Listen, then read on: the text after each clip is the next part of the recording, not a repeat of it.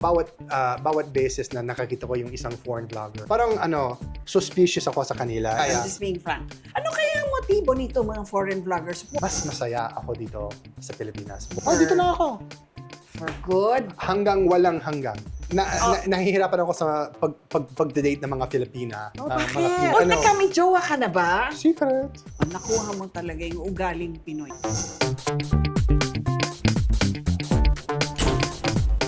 Hey guys, my name's Kuya Kurt. I like to travel around the Philippines, finding the hidden gems of Filipino cuisine and sharing it with you all. Ngayon, sa vlog na ito guys, may special guest na naman tayo dito. Siguro kilala nyo ito. Hello po! Proud to be here, Luchi Cruz. Ayun na ako guys, si Luchi Cruz mismo. Shout out sa Usapang Rin, Luchi. Ano yung ginagawa? Ay! Oh my God! Shout out! Fans! Grabe kayo. Tingnan Ito mo. yung dahilan ko bakit may traffic. Pasensya guys! Guys, ang Ayan. saya dito. So, Ayan si Kuya Kurt, kayo no? yun? Kamusta? Ako si Kuya Kurt.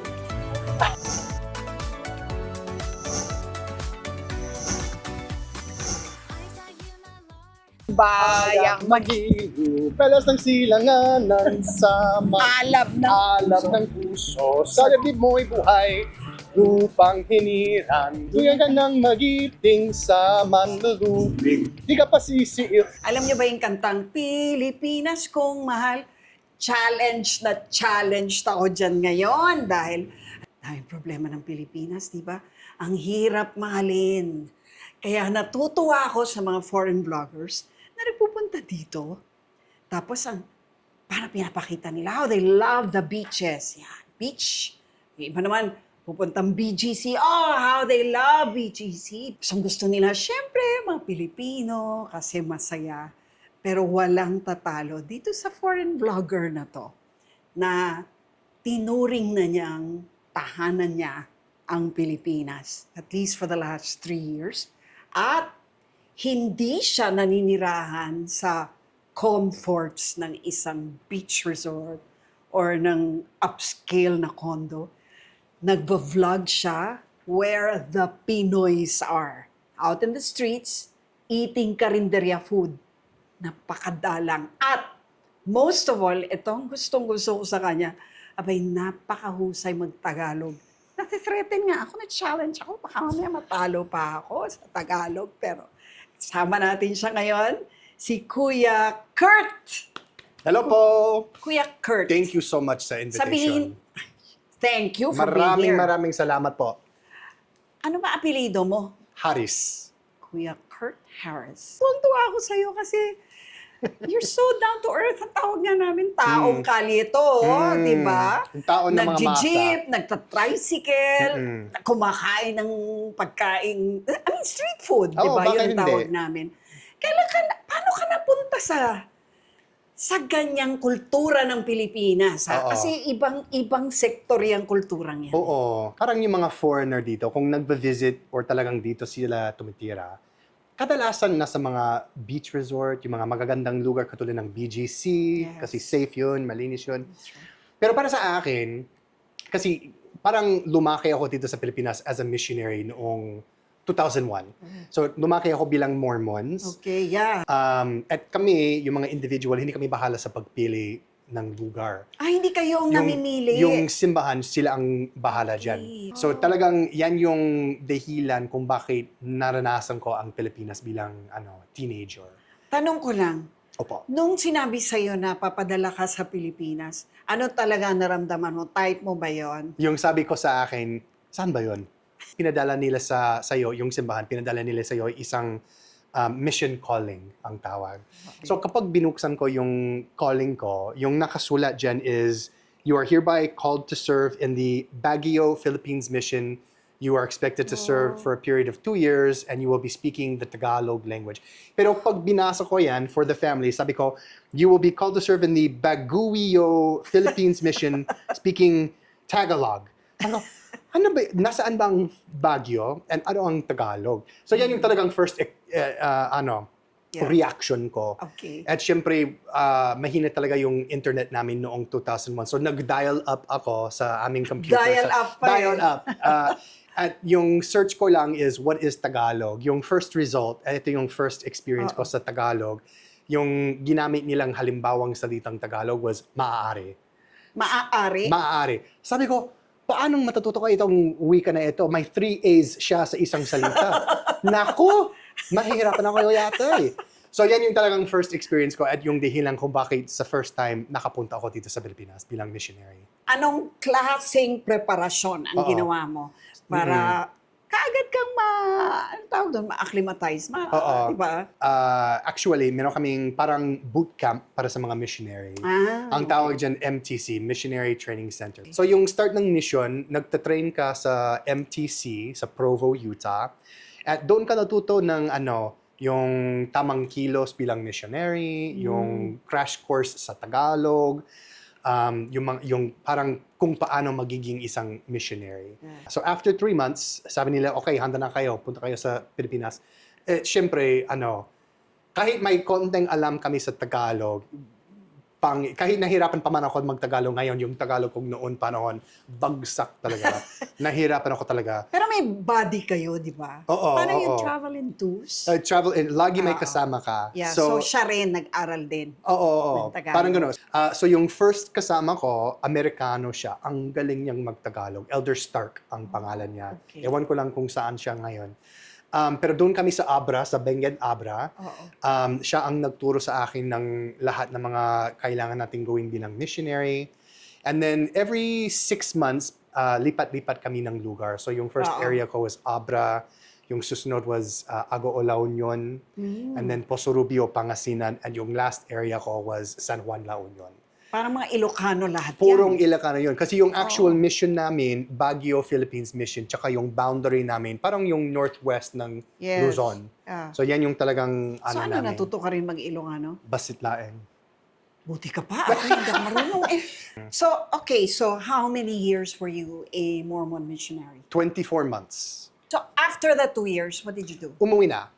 So yung expectation sa Mormons is missionary ka for 2 years and after na nag-serve ka, nagsilbi ka, tapos na yung panahon ng pagiging missionary. So dapat umuwi ka, pumili ka sa education mo, dating life, normal tao ka na. So pag umuwi na ako, bumalik ako sa Utah,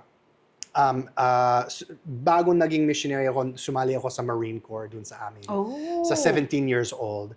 At luckily naman, yung Marine Corps, alam nila na babagsak yung recruiting nila sa Utah kung Oo.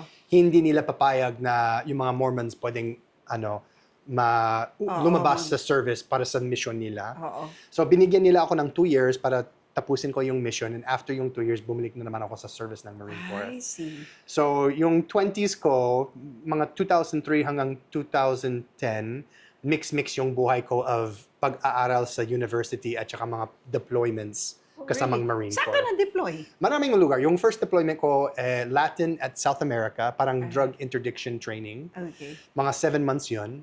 Yung pangalawa, Djibouti, Africa. Alam mo yung Yes, Horn of Djibouti, Africa. yes. So doon ako stationed for 1.5 years I sa Djibouti. So, hindi ka naman na-deploy sa gera? Yung last Sa deployment Iraq, ko sa Iraq yun, Fallujah. Afghanistan. Oo. Last deployment ko Wow. sa 2007 yun sa So, Fallujah. talagang nasabak ka?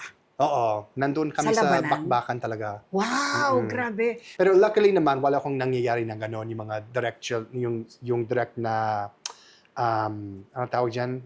Hindi bakbakan, putukan. Okay. So walang direct putukan. Nasa kami, armored infantry. I So sa see. loob kami ng mga armored vehicle. Yes. Pero syempre, paminsan-minsan may mga nagbabaril sa amin, Oo. may mga roadside bomb, Oo. gano'n. Pero natakot ba kayo na mamamatay? I mean, you know, Natakot, pero exciting na- pa rin. Kasi bata pa kami, parang inexperienced at saka naive kami, di ba? Bagay. So parang yung isip mo pag nasa 20s ka, That's true. parang all-powerful ka, di ba? Oo. Walang mangyayari sa akin. That's true. So parang ganon yung experiences ko sa So, Marine Corps. biro mo, 19 ka pa lang or early 20s, ang dami mo na palang naranasan. Oh, sakto lang. Okay. So, pero hindi, for a 20-year-old, that's more than what most 20-year-olds go through, Oo. diba? So, kailan ka nagpasya na gusto mo bumalik sa Pilipinas? I mean, and how did that come about? Yung nangyari siya, kasi lagi, yung from 2003, pag umuwi na ako galing Pilipinas, until 2018, maraming nangyayari sa buhay ko. Nag-college ako, nag-grad school, tumira ako sa New York at saka LA, maraming mga ex-girlfriend. Hindi marami, sakto lang yung mga ex ko. Hindi na, huwag mo na Parang, bawiin. wag kayong wag kayong maisip na babayero ako. Pero normal talaga yung life ko. Oo. At dumating na ang 2018, parang napansin ko, grabe, na-miss ko talaga ang Pilipinas. Na-miss ko yung kasiyahan ng mga Talaga tao. ba? Kasi 15 years na hindi ako nakabalik. And you missed it? I missed it talaga. At lalo, kasi doon naisip ko talaga na grabe ang saya ng buhay ko bilang misyonaryo. Kasi wala kang, before social media, walang cellphone, Oo. nandyan ka lang sa barangay kasamang mga tao. So, talagang masaya ang buhay ng yung panahon ko na yun. So, sa 2018, sabi ko, siguro babalik ako for vacation lang.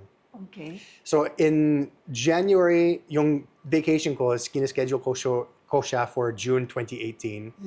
Pero napansin ko, grabe, ang pangit ng Tagalog ko. Nahirapan ako mag-Tagalog, kahit one sentence lang. Nakalimutan mo na. Parang nakalimutan ko, kasi konti lang yung mga Pilipino dun sa amin, sa Utah. So, I didn't use it, so I lost it, parang ganon. So, sabi ko, paano maibalik yung Tagalog? Anong gagawin ko para maibabalik ko ang aking Tagalog? Sabi ko, siguro social media na lang. Gagamitin ko isang Facebook page at saka siguro Instagram para mag-reach out ako sa mga Filipino. Hanapin ko siguro yung mga dating nakilala ko sa Philippines at gagamitin ko sila bilang pangtulong sa pagbalik ng Tagalog ko. So doon ako nag-start sa social media as Kuya Kurt is 2018. I see. So, nasa States ka pa? Nasa States pa. At sabi So, ko, anong ginagawa? Nag-vlog ka? walang vlog, mga video lang. Talaga nanood ka lang? Oo. Pero Kuya Nanood Kurt ka na. Tapos gumawa din ako ng ilang mga video. Kung bored kayo sa isang araw, yung mga viewers nyo, at gusto nilang mag-scroll sa pinakadulo ng accounts ko, nandoon pa rin yung mga video, yung mga first sige nga. video na yun. Kukunin Pangit namin talaga yan. yung Tagalog ko. Alam ko nahihirapan ako ngayon, pero yung Tagalog ko noon, grabe naman. You mean nag-vlog ka na Tagalog? Sa Tagalog. When you were there? Before Sa- coming here? 2018, so nag-start ako sa January. So Oo. parang gumagawa ko ng mga shorts. Oo. Parang tinatanong ko yung mga follower, paano sabihin ito sa Tagalog? Ano ito sa Tagalog?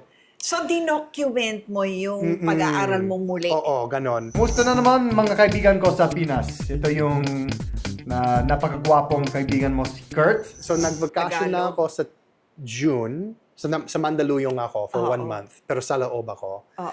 Sa, Tawa ka talaga. Nakuha mo pati yung kultura. oh, syempre, di ba? Okay. Joke lang guys, sa labas ako. Pero simple lang yung vacation na yun. Nag-gym lang ako, nag-Netflix lang ako, tapos kumain ako sa mga karinderya. Yun, for 1 month. So, vacation lang Vacation talaga. talaga. Nag-iisa ako. Tapos, karinderya ang pinuntahan mo, hindi yung mga Boracay, Hindi Palawan. Kasi yan ang pinupunta dito ng mga... Kasi yung naranasan ko habang missionary, probinsya yon. Yung di ko naranasan, Manila. So sabi ko, kasi isa sa pinakamalaking cities ang Manila sa buong mundo. Yes. Sabi ko, gusto kong tignan yung buhay sa Manila, yung masiksik na mga bangketa, yung mga gusali, yung mga kainan. Yung ingay.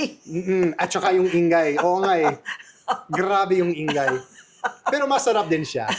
Kasi meron din ingay sa probinsya, pero lang siya, mga tumatalaok na mga rooster, yung mga ganon lang. At saka mga jeepney. Nakakatawa ka talagang nakuha mo. Gets mo talaga. Oo, or sinusubukan ko. Galing. Oo. So yan yung nangyari. Nag-vacation ako sa 2018. Pag natapos na, parang bumalik na ako sa normal life. Pero nandoon pa rin yung mga social media accounts ko as Kuya Kurt. Oo. And then sa 2023, medyo nag-start na yung after yung pandemic. Sabi ko, kasi dating nasa software industry ako. Yan yung I talagang see. kinuha kong career. So, bagay na bagay rin talaga, no? Well, sabi ko sa nasa- 2023, sabi ko, grabe, yung AI, hindi ko alam kung anong mangyayari sa trabaho Yeah, ko kapag yes. 2025, 2026, siguro mawala. Siguro, matatanggal nila ako, hindi ko alam. At buong buhay ko, parang may sa back of my mind, sa pinakadulo ng isip ko, parang nag-iisip ako kung ano ang buhay pagiging content creator. Kasi lagi may hilig ako sa content creation. Kahit nung bata pa ako, gumagawa kami ng mga home movies. Yung first upload ko sa YouTube, 2007 yun. Wow! So kasi alam niyo, Luigi, parang hindi ko alam kung ganito ang mga ibang tao. Pero para sa akin, parang wala akong passion sa buhay. Parang isang singular na alam ko, ito ang maging buhay ko. So para sa akin, parang ang dami kong mga interests. So sabi ko, sa pagiging vlogger, sa proseso na yon, anong klaseng vlogger, anong klaseng content creator ako, doon naalala ko, pinakamasayang panahon ng buhay ko dito sa Pilipinas.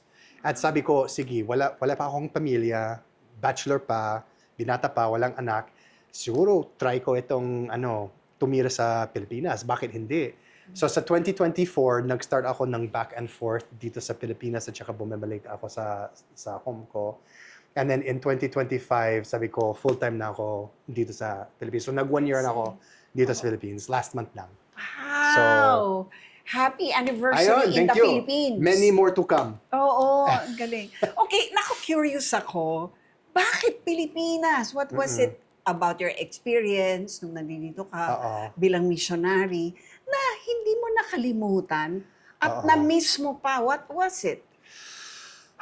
Parang, kasi yung naala ko as my time as a missionary, masaya ang buhay. Kasi yung buong panahon mo, focus ka sa pagtutulong ng mga iba, Bible study, yung mga ganon. Tapos umuwi ako at yung isip ko to sa Pilipinas at that time was magandang bansa, mabait ang tao, miss na miss ko yan, pero parang ganon lang. Pero pag nakapunta na ako sa Gira, kapag nakita ko yung parang, ano yung tawag dyan sa Tagalog, kakilabot. Kakilakilabot. Yung parang, yung mga ugali na ganon galing sa mga tao, parang na-appreciate ko pa yung mga ugali ng mga Pilipino. Kasi, syempre, mabait kayo pero malasakit. Mapagmahal kayo. Nakilala kayong mga Pilipino sa buong mundo as amazing caregivers. Di ba? Yung ilang ba yung mga nurse doon sa bilang OFW. Kasi nandoon talaga yung ugali sa inyong kultura na nag-aalaga? Tama ba yun? Nag-aalaga. Nag-aalaga kayo. Nag-aalaga. Aalaga, stress on the la. Ayun. Nuggets mo. Nag-aalaga Oo. kayo. At ina-appreciate ko pa yun after yung mga experiences ko sa Marine Corps. Kasi syempre, hindi masyadong maganda yung nangyayari sa Gira. And so, it's parang nakita ko yung dalawang tabi ng spectrum of life. Yeah. Meron napakasayang tao at yung medyo pangit ang buhay. At na-realize ko na kahit ang bawat bansa may problema. Of Tulad ng course, sinabi, yeah. yung may politika, lubak-lubak yung daan paminsan-minsan, metaphorically at saka literally. Pero yung nakita kong kakaiba dito sa Pilipinas is yung reaction nyo sa mga nangyayari. Yung hindi kayo nagsa-stress ng sobra. So kahit lubak yung daan, kahit magulo ang politiko, kahit anong nangyayari, yung mga Pilipino, mas resilient yata kayo. Kahit ganon yung mga pinagdaanan, ngumiti pa. At you find... Weird kami, no? Parang hindi weird. Parang sa bagyo nga, di ba? Nagtatawanan pa, nagkakaway-kaway pa sa baha. Ang daming mga ganyang observations about us ng mga foreigner. Oo. Kasi alam mo, nagtrabaho ko sa ABC News, American Broadcasting. And yan lagi ang sinasabi ng mga correspondents. Parang, these guys are weird. Nag-cover ng Smoky Mountain. Alam mo yung bundok ng basura. Alam mo, ginawa nila ng storya kasi hindi sila makapatiwala na nagtatawanan pa yung mga tao doon. In a way, it's not really good, di Oo ba? nga. Na nasanay sila sa ganong uri ng buhay, di ba? Pero hindi mo talaga maalis yun. So, Oo nag-gets mo yun about us. Parang lagi nagtataka ako kung saan galing yung ugali, yung katangian nyo. Kasi kahit nasa France ka, sa America, Canada, kahit anong bansa, may problema sila. May kanyang-kanyang mga problema. Pero yung reaction ng mga tao, halimbawa yung mga Amerikano, madali lang para sa amin na magiging, parang woe is me, ang hirap ng buhay, nasa sunggit, galit ka. Pero hindi ko nakakita yan dito sa Pilipinas. So, laging nagtataka ako kung bakit ganyan yung ugali ng mga Pilipino. Gusto ko yung sinabi mo kanina na yung mga Pilipino, pag nakikita sila sa ibang bansa, diba, how they greet each other. Can you say that again? Kasi I think we were standing when, diba, I mean, Ay, oo. can you compare that? Yung Oo. mga Pilipino, parang, Mm-mm. para kami magkakaibigan kahit di kami Oo nga magkakakilala. eh. Pag nakita kami sa ibang bansa, diba, parang, Lagi nakikita ko yan, kahit sa TikTok at sa mga social media, yung sa feed ko, parang ginagawa nila, kayo, or gumagawa kayo ng mga joke dahil sa yung, oh, Pinoy ka ba? Pinoy ako. Ay, taga saan ka? Tapos biglang agad may connection kayo. At ako bilang foreigner, pag may nakita akong foreigner dito, wala akong pake dyan. Hindi ko alam kung taga-America or Europe siya, pero wala akong pake. hindi mo Kasi tinatanong na, individualistic from the kami. States, man! Yeah, wala kami gano'n. Wait, you're from California? I'm from Utah. Oy, ayos. Wala kayong Mag-inuman tayo. Wala kaming gano'n. Wala kaming gano'n. Pero kung Pinoy ka, at nakita ko yan kahit sa Utah, sa LA, sa San Francisco, nakakita ko yung dalawang Pilipino na parang, Pinoy ka ba? Parang agad may connection. Yeah, At yan that's yung true. talagang naiingit ako dyan. I'm jealous talaga of the instant connection that Filipinos have kahit saan-saan kayo sa mundo. Kahit Bisaya ka, Ilocano ka, waray-waray, kahit taga saan ka sa Pilipinas, Pilipino ka. Kakaiba talaga ang buhay dito sa Pilipinas dahil sa mga Pilipino at dahil lalo sa kaugalian. Kaugalian? Katangian na yun.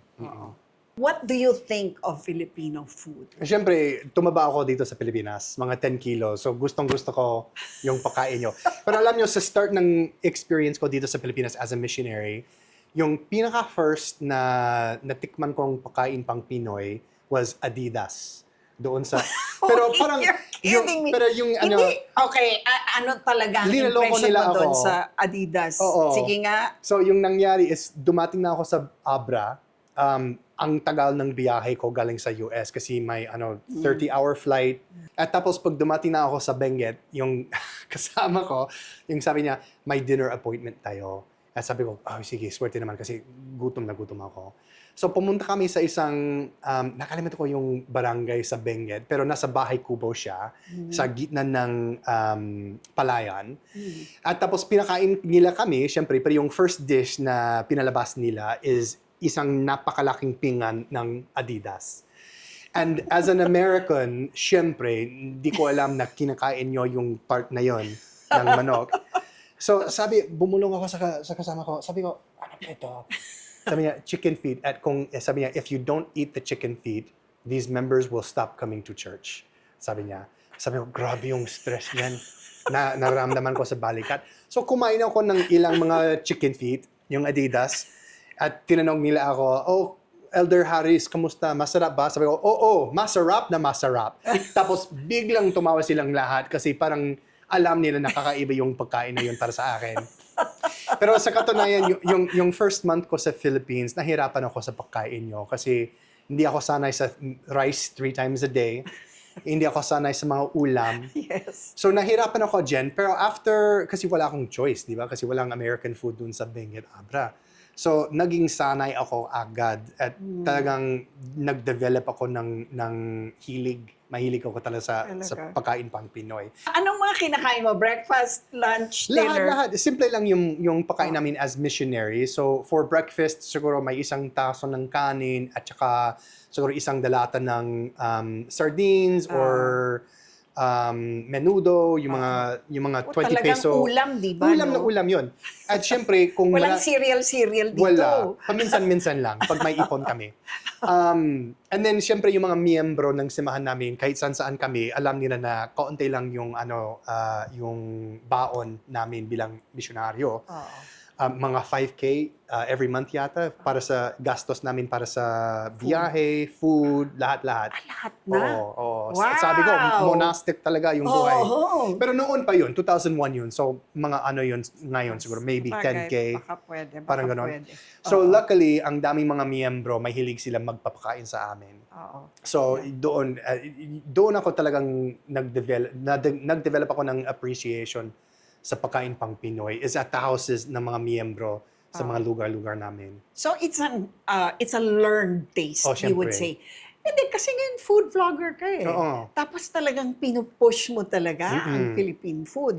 Kailan mo talaga siya na-appreciate? Or are you just parang nakasanayan mo na lang, kaya mo gusto? Hindi naman. Kasi yung, para sa akin, ito yung observation ko bilang foreigner. Kasi as a foreigner, nakita ko na yung kultura ng isang katauhan, yung isang people, pinapasa-pasa nila yan sa bawat generation through language, through culture, and through food. And so, halimbawa, yung mga pagkain Kapampangan, grabe yung mga recipe nila at generational din. Yes, At napansin ko yan kasi mahilig din ako sa anthropology, science nerd dati ako. Napansin ko yan yung recipe kapag galing kay nanay, galing kay lola, parang mas ina-appreciate natin yon, yung lasa, yung amoy, yung mouthfeel. Yes. So kapag nag-start ako sa vlogging, sabi ko, anong klaseng vlogger ba ako? Sabi ko, siguro pagkain na lang kasi syempre mahilig ako sa pagkain regularly. Pero ina-appreciate ko rin yung pagkain pang Pinoy. At sabi ko ito sa vlog lagi, parang yung Filipino food, it doesn't get its due attention sa international stage. No, it doesn't. Diba? Yeah. At kahit si Gordon Ramsay, may kasabayan siya noong 2023, 2024 yata. Sabi niya, Filipino food is the sleeping beauty of Southeast Asia. At nga, di ba uso ngayon yung ube? Oo, Pa- ngayon, di buong ba? mundo. Doon, walang-wala yun. May festival na sila doon sa California for Ube Festival. So, Saka nasa ano na ngayon, nasa pop culture, sa Oo nga TV, eh. di ba? Sa mga programs, Ay- ginagamit ng mga bata, gusto nila ng ube ice cream. Oo nga eh. Americans to ha, start yung cultural expansion of the Philippines internationally sa world stage. First through food. Second, kasi ano ngayon, uso din yung bini, di ba? Yes, Yung girl that's band. true. At kailangan natin yon. Kailangan natin ng konting pang-Pinoy sa Oo. mundo. Oh, good. So, alam mo na, food. O, music. Oo. Ano masasabi? Meron ka na bang kantang Pinoy na? Mahal na mahal kita dito sa aking puso. Ikaw nang... Nakalimutan ko na yung lyrics. Mahilig din ako sa Aegis, syempre. Sige At, nga. at saka, ano pa, yung pinaka-first na narinig kong pop song dito sa Pilipinas, Spaghetti Pataas from Sex Bomb. O, dapat alam mo rin sayawin yun. Spaghetti pataas, pataas ng pataas, spaghetti pababa, ay, baliktad. Spaghetti pababa, pababa ng pababa, spaghetti pataas, pataas ng pataas. Pero naglakad kami sa barangay kasi pinagbawalan kami makinig sa mga pop music as missionaries. Okay. Secular lang. And narinig ko yan sa isang radyo. Sabi ko, ano ba yung klaseng musika ba yun? Grabe, catchy talaga yung lyrics. Anong ibig sabihin ng spaghetti pataas, ipababa, hindi ko alam. Innocente talaga ako sa panahon na yun. Pero after that, parang nag-develop ako ng appreciation for OPM. So, Aegis, Boyfriends, Freddie Aguilar, ang ganda. Tapos yung Tagalog nila na ginamit nyo in OPM songs, parang tula ang lahat, di ba? Formal. It's very poetic, no? It's That's true. very poetic. Ang ganda talaga. Buti na intindihan mo, tsaka nagigets mo yung... Paminsan-minsan lang. Oo. Okay. Kasi medyo But how do you malalim. know that it's poetic? How can you tell? Ginugugol ko yung translation. Talaga Oo, ba? syempre. Kasi ginagamit ko rin yung OPM as vocabulary practice. That's true. So, meron isang kanta na inaaral ko kanina lang or kahapon lang, Sinta by Aegis. Yes. Yung nananginip, paggising, natutula ang hangin, parang ganon. So, parang yan yung paraan kung paanong i-expose ako ang sarili sa mga kultura nyo, yung music, yung movies, yung lahat-lahat. Nakakatuwa. Okay, I have to say that yung ibang foreign vloggers na nandito, nagpapadami lang ng views tsaka ng subscribers. Kasi alam nga nila na mga Pilipino, gusto namin ng mga foreign vloggers, lalo na pag fini-feature kami. Totoo yan, di Bakit ba? kaya? I'm just being frank. Ha? Bakit kaya? Kasi nga, syempre, sa amin kasi, I don't know why, we love visitors. We welcome them. And we like it pagka gusto nila yung kami, gusto nila yung kultura namin. Is there any, I know that it's a question that's rarely asked, but sometimes we wonder, ano kaya ang motibo nito mga foreign vloggers? Why are they even here? Are they just clout chasing, di ba Mm-mm. yun ang tawag Yung nila? Pinoy baiting. Oo. Yeah, anong masasabi mo dun? Nag-gets ko yan. Nag-gets ko yung feeling ng mga tao na gano'n. Kasi napapansin ko rin yung mga content creator, kahit saan-saan galing, France, Uganda, Russia, kahit saan-saan. Yung napansin ko at napansin din nila, kapag dumating na sila sa Philippines for ilang mga linggo, part Yeah. lang yon ng journey nila. Grabe, nag 1 million na yung views ko sa YouTube. Siguro dito na lang ako sa Philippines. So, parang nakita nila na gustong-gusto ng mga Pinoy yung outsider's perspective. Parang ganon. Kasi parang sa pananaw ko, sanay kayo sa inyong kultura. Siyempre, Yes, kasi yes. dito kayo lumaki. So, when you have a parang fresh set of eyes, parang fresh yun. It's true. Pero napansin ko yan at napansin din nila, so parang tumatagal na sila sa Pilipinas. Pero yung malalaman nila agad, kaunti lang yung kita dito as a content creator sa Pilipinas. Mas mataas yung kita sa US or sa Europe, ganon. Mas mataas yung CPM. So kahit maraming views, no? Kahit maraming views, Oo, mas mababa. mas mababa yung Ang kita kita. dito. So, para sa akin, kung tumatagal talaga yung isang foreigner dito at gumagawa sila ng content, kung maganda yung content nila, kung natatuwa ang ilang mga tao sa Yeah. content nila, okay naman yun. Yung nahihirapan ako sa mga content creator na medyo hindi shallow, pero parang nakakita mo na parang wala silang pake sa ginagawa nilang content, pero alam nila may views lang. Parang madali lang makita, di ba? Para madali lang tignan kung sino-sino sila. Pero sa kabaliktaran, maganda na ini-expose nila ang sarili sa kulturang Pinoy. Kasi sabi ko kanina, kailangan natin sa mundo yung kulturang Pinoy, yung mga ugali nyo. Lalo ngayon, ang daming mga girang ngayon, mahal yung presyo ng langgis, katulad ng sinabi nyo. So parang gano'n yung isip ko tungkol sa mga foreign vlogger. Pero alam nyo, bawat beses na nakakita ko yung isang foreign vlogger sa personal, parang suspicious ako sa kanila. Ewan ko lang Talaga? kung bakit. Parang sinasabi ko, bakit nandito ka? Pero nakakatawa kasi dito ako. Foreigner din ako. Parang Sabi parehas yung isip nila "Huwag nagja-judge to, ha?" Oo nga eh. Grabe. Pinoy na Pinoy ako, no?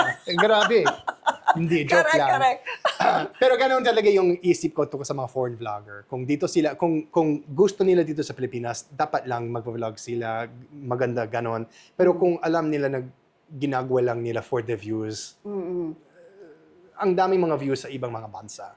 Do you see yourself actually staying here for... Dito na ako. For good? Hanggang walang hanggang. Oh, grabe. Walang hanggang. Talaga ba? Kasi wala talaga akong, kasi sabi ko kanina, binata pa ako, walang family. Yung family ko, lahat sila doon sa US. At syempre, namamiss ko sila. Pero yung napapansin ko, mas masaya ako dito sa Pilipinas. Bukod sa buhay ko sa US. At sa katunayan, bago dumating ako dito, medyo na-depress ako sa buhay ko. Sa States? Sa States, oo. Oo. Kasi alam nyo, yung, parang doon sa amin, medyo ang gulo. Ngayon, magulo yung panahon dito sa politika, yung Yeah. economy, Yeah. mawawala yung middle class namin, Yes. ang daming mga nangangailangan, mga nawawala bahay. So, yan yung mga problema sa US. Pero katulad ng sinabi ko kanina, kahit walang katumbas ng problema sa bawat bansa, pero may sarili kayong kanya-kanyang problema. So, kahit may problema dito, yung reaction nyo, yung kung paanong hinahandle nyo Yeah. yung bagay na yun, kakaiba dito. At nakita ko yan, gusto kong gayahin yung ganyan na ugali, na parang kahit may stress, may mga stressor sa buhay, at least buhay ka pa. Di ba? At may family and friends ka. How does an outsider look at Filipinos, sabihin na natin, living just barely Surviving. above poverty line? Yes, sabihin na natin. Siyempre, hindi pwede kang makapunta sa Philippines at dumaan sa mga barangay at hindi mo nakakita yung mga ganon, yung wealth disparity graph. Ayoko umiyak. Yung wealth disparity sa Pilipinas at kahit saan-saan sa mundo, parang natatamaan ako dyan. Kasi nakakita mo yung, grabe naman, nakakita mo yung buhay nila at kahit nahihirapan sila, may mga pinagdaanan sila, siguro kulang yung magulang sa pagkain para papakainin nila yung mga anak, siguro kulang sila sa rent, hindi mo alam. Pero masaya pa rin. Ngumingiti pa rin. So kahit ngayon, sanay na sanay ako sa mga lugar na gano'n. Actually, comfortable ako sa mga gano'n kasi gano'n talaga yung buhay ko as a missionary kasi dina-visit namin yung mga talagang wala sa buhay. At nafa-feel ko yung mga karanasan nila. At sabi ko kasi sa vlog namin may parang hindi batas pero yung ginagawa namin is nag-give back kami ng 30% ng kita sa social media sa mga Ang laki hindi masyado sana meron pa. Pero yung isip ko dyan is yung mga vina-vlog ko kahit sa loob ng bahay, maliit na karinderya, sari-sari store, mga content partners ko yan, mga partners in content creation. So para sa akin, syempre, yung isip ko, kung mabuti kang tao, gustong-gusto mong mag-give back kahit sa anong paraan. And para sa akin, sabi ko, sige, sa pamamagitan ng content creation, siguro kahit konti lang siya, mag-give back na naman. So yan yung paraan kung bakit sabi ko, kung gusto kong gumawa ng content, dapat meron din akong good effect sa kapaligiran ko. And so that's why I love vlogging sa mga barangay. I love gawin kong bida yung mga maliit na karinderya, yung mga sari-sari store owner. Kasi kami sa family namin, hindi kami mayaman growing up. Medyo nahirapan din kami. Malaki yung family namin. 8 kami magkakapatid. Yung dalawang magulang ko, full-time workers din silang dalawa. So yung nag-aalaga sa amin is yung panganay namin. And ikaw, pang ilan ka? Pang-apat. Kaya Middle child. Middle child, kaya kay SP ako, kulang sa pansin. Kaya vlogger na. Pero yan yung isip ko tungkol sa mga kapag nakakita ko sila may kahit maliit yung bahay, kahit humble naman yung tahanan nila, parang feeling ko is comfortable ako dyan. Parang at home talaga ako. Kasi ganon yung ugali nila. They make you feel so welcome kahit ano-ano ang itsura ng bahay nila. So, yan yung isa pa sa mga dahilan ko bakit mas gusto ko dito sa Pilipinas. Alam mo, pag tumakbo ka sa election, mananalo ka. Pwede ba? Akala ko bawal para sa mga foreigner. Kasi, bawal, sayang ka eh. Pero kasi grabe ka, talagang doon sa mga vlog mo, talaga, Kuya Kurt! Oo. Ang bait ng mga tao. Grabe, sobra kang sikat. Say your name is Kurt. Ha? Your Kurt. Hindi ako yun. Kambal ko yan. O sige, siyempre. You is Kurt. Alam mo, parang sa tingin ko, hindi ako sikat. Sikat ka. Ano lang ako, ang daming kong mga kaibigan na hindi ko nakilala. Well, sikat ka rin. Pero maganda talaga yung pagiging sikat para sa akin. Kasi hindi talagang pumutok yung mga social media ko until last year lang. Pumutok talaga. And that's fast, ha? Very Considering fast. that you just started in 2025. Very fast. Oo Ang nga. bilis nun. Pero natutuwa ako dyan kasi para sa vlogs ko, kahit saan-saan yung natadaan, napapadaan. Tama ba yun? Kung saan ka napapadaan. Ayun. Yes. Kung saan ako napapataan, may nakilala. Parang nakilala kasi nila naman, ako. Kasi And naman, parang palabati ka rin eh. Mm-mm. Wala kang iniisnab. Oo. Lagi. Tsaka talagang, Parang meron ka pang, gusto mo shout out? Oo. Galing-galing na eh. Natutuwa ako talaga. Kasi parang talagang friends kami. Kasi You are really a Pinoy at heart, you know? sana all. You really are. Hello po. Kumusta? Buhay pa. Pogi pa rin. Hello po. Kumusta? Shout out. Nakuha mo talaga yung ugaling Pinoy. Thank you. Mas Pinoy ka pa nga sa akin, feeling ko eh. Hindi naman Nahiya ako. Hindi kasi Oo. journalist royalty kayo dito. Alam mo, kapag ini-investigate ko yung career nyo, yung nakita ko, yung sabi nila is kayo yung talagang parang Barbara Walters ng Pilipinas. Sino daw ako? Barbara Walters. Hoy, hindi totoo yan. Diba? Kasi Oo, yung- marami ring mga marami ring hindi totoo sa yun ba? social media. Pero nakita ko yan. lang yun. Siguro binayaran ko yung sumulat ng article. Ay, Oo. makano pa yun. Oo. What about politics?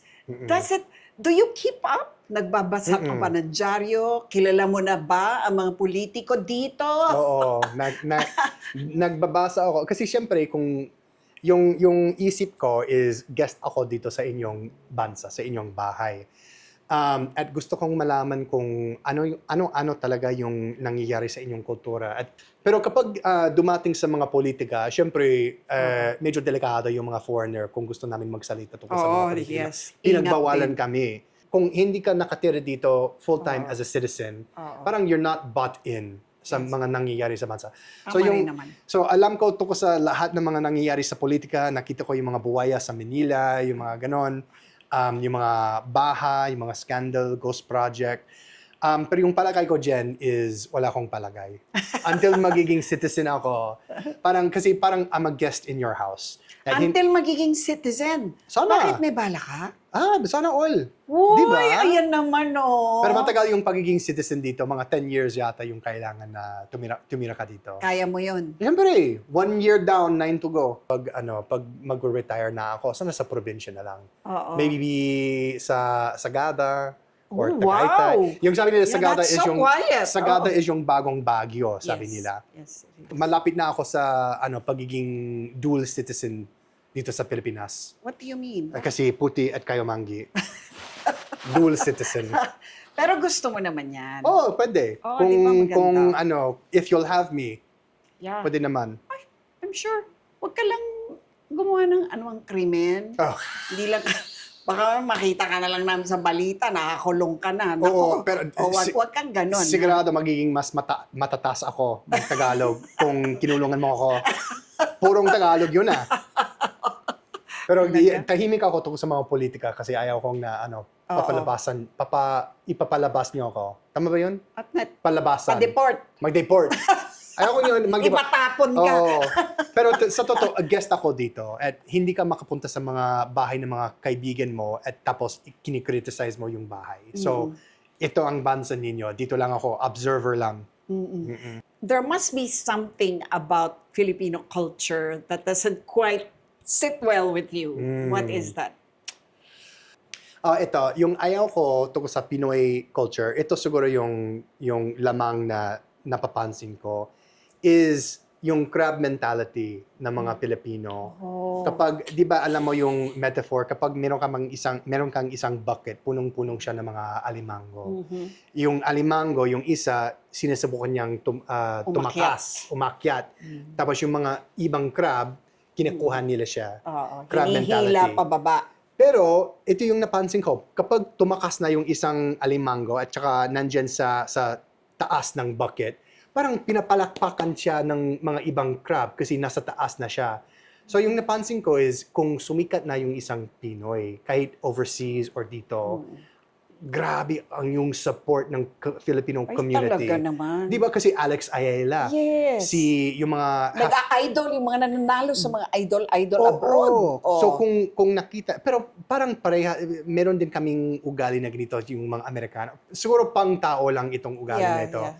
Pero nakita ko yan yung support ng mga Pilipino sa mga ibang Pilipino. Parang may konting crab mentality dyan unless success na yung isang tao, sikat na yon. At grabe yung support ng Filipino community sa kanya.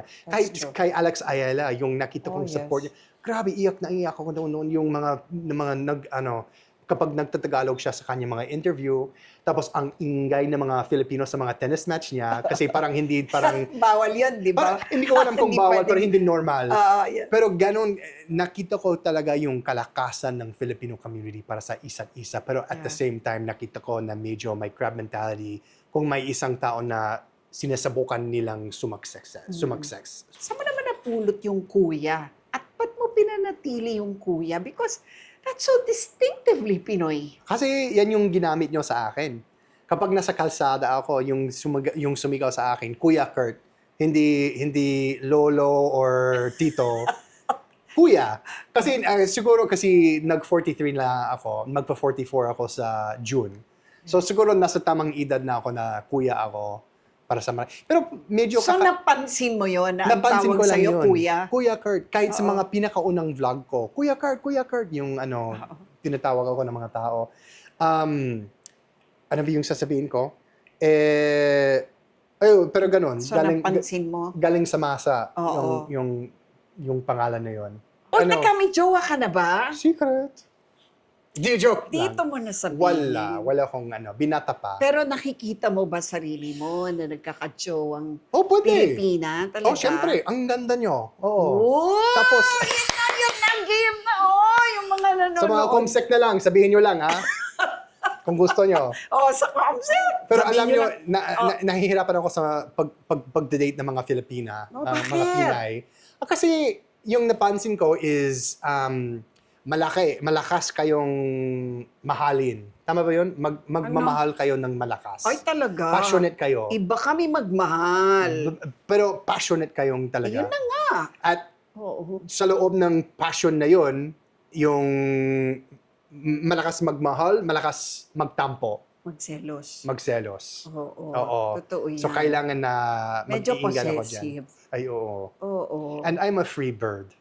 Kaya, Oh, dapat kaya nyo si malaya Kuya akong Kurt. ibon. Pero ibig kong sabihin is, gustong-gusto ko aking autonomy. Yung Oo. individualism, yung alone time ko. Yes. So, medyo mahirap para sa akin. Yung mga, Pero yung... tatanda ka rin. Pag matanda ka na, gusto mo kasama ka. Grabe ito! Ang tanda mo sa mukha, Kuya Kurt. Ba't magkasal ka na? Hindi ko sinabing matanda ka, tatanda ka rin. Pag tumanda ka, kailangan may kasama Oo ka. nga. Pero kung dito siya, sige, game na. Oh, Hahanapin talaga. ko pa. Oo. Dapat mag-love team na ako. Pwede ba yun? Pwede. Nako! Kayo ang bahala dyan. Oo, magva-viral ka, Oo Kuya ba? Kurt. Sino kaya? Sino kaya? Pagdadasal natin yan. Sige. Pagdadasal natin yan. Sa kamay niya. Oo. Okay. Uy, thank you ah. Ang sarap mo kausap, mga katawa to. Thank you, Ang saya dito. Ang saya mo. Nafa-feel ko yung talagang welcoming vibes dito sa bahay niyo. Thank you for watching. If you like what you just saw, please like and subscribe.